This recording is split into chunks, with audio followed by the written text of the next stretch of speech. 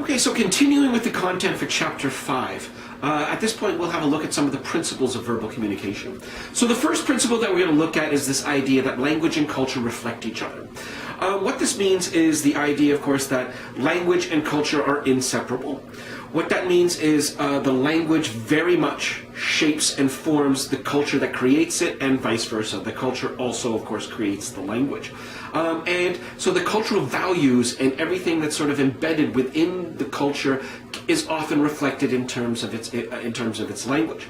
So, and we can see, as we've compared individualist versus collectivist cultures is one example. So, for instance, where Western languages are a lot more direct in their approach than Eastern languages, specifically languages like Japanese, Korean, or Chinese. So that, for instance, a Japanese businessman who has received a proposal that they're not particularly interested in pursuing doesn't come out, quite frankly, and just say no.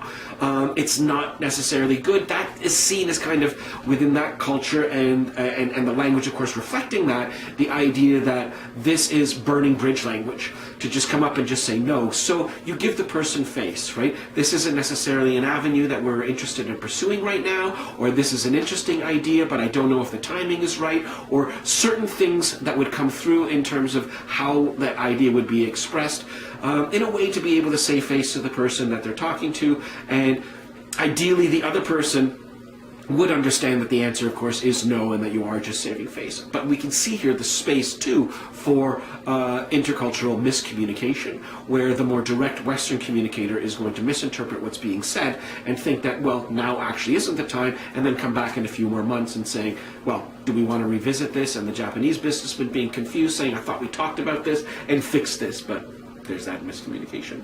The meanings of language are subjective. This really just comes back to the idea that meaning is in the individual user of the symbols, of the words.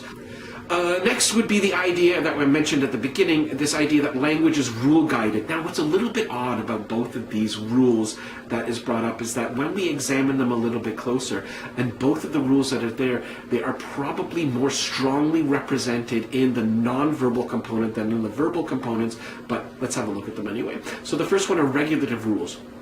These ones regulate the interaction. So, for instance, in a formal setting, if you're talking, it is rude and unacceptable for me to stand up and to cut you off. This type of behavior, even though I'm speaking, actually, the disrespect that would be in there is an example of nonverbal communication. Then, of course, we have the constitutive rules. These are the ones that define the meaning of communication, so that if I'm making eye contact with you, I'm attentive. And that comes across in that way, right? So I'm actually paying attention, and we know this. Similarly, too, I can come across through my communication by smiling to let you know that I'm being friendly. Again, though, what is a little bit odd is this idea that these are actually non-verbal components, and somehow they manage to wind up in the verbal part of the textbook. Anyway, last one is communication devices shape meaning. So this idea is one where the choice of the tools that we use, or the medium, in order to convey a message, has a meaning unto itself. We've already discussed this to some degree. So, for instance, to sever a romantic relationship using a text is powerful in the way that if your message is really, I don't care about you, I don't care about you enough to actually have a face-to-face conversation, sorry, we're done, and then sending a text off, that shapes the meaning of the message, right? So if you handwrite a love letter, it has a lot more impact than, for instance, sending an email under those types of circumstances, or a text or something like that. So it's just basically the idea with a few criteria that how we send a message is often just as important, if not more important, than what the content of the message is. And lastly, what we want to be able to have a look at before we shut down this on Chapter 5 is this idea of speech communities. So when we talk about speech communities, this is what we mean. So the textbook has a quote from Labov from 1972 describing a speech community as something that exists when people share norms about how to use talk and what purpose it serves. So these are broken down into a number of different components. So any group of people who decide, usually unconsciously, in order to be able to have a particular pattern or a way of speaking are something that would qualify as a speech group. So one massive area of speech groups would be the gender socialization, as it comes off, and this idea that men and women communicate in very, very different ways. Another one would be, for instance, social class. This would be truer in a much more class-conscientious society like Britain, for instance, where you can tell based on how people are speaking what social class they belong to. There are very specific rules about how you talk in terms of if you are, a working class or if you are upper class. There are associations even here in North America with regard to race, right? So when we talk about urban language, this would be in the United States more specifically, sort of inner city. When we talk in terms of race, there would be African Americans who have a form of linguistics or a form of speech community that are referred to in linguistics as Ebonics. Individuals with disabilities would also qualify as a type of speech community. A very powerful one, of course, would be sign language from the deaf community.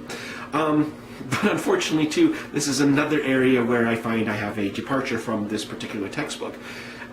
It's been used in the past when we've talked about nonverbal communication, where people say that sign language is a form of nonverbal communication. It's not vocal, but every sign that's in there, and there's even a chart that's in the textbook showing what each sign means in terms of an actual word.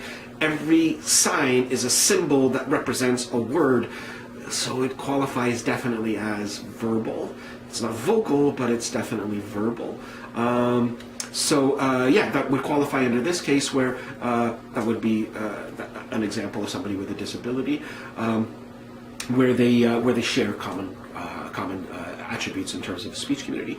Sports, of course, is another one, right? If you're coming up and you talk about how many RBIs, this person hit over the season, and after the 7th inning stretch, everything turned around. There are all components and parts of these languages that if you're from an outside trying to be able to look in, it doesn't necessarily make sense.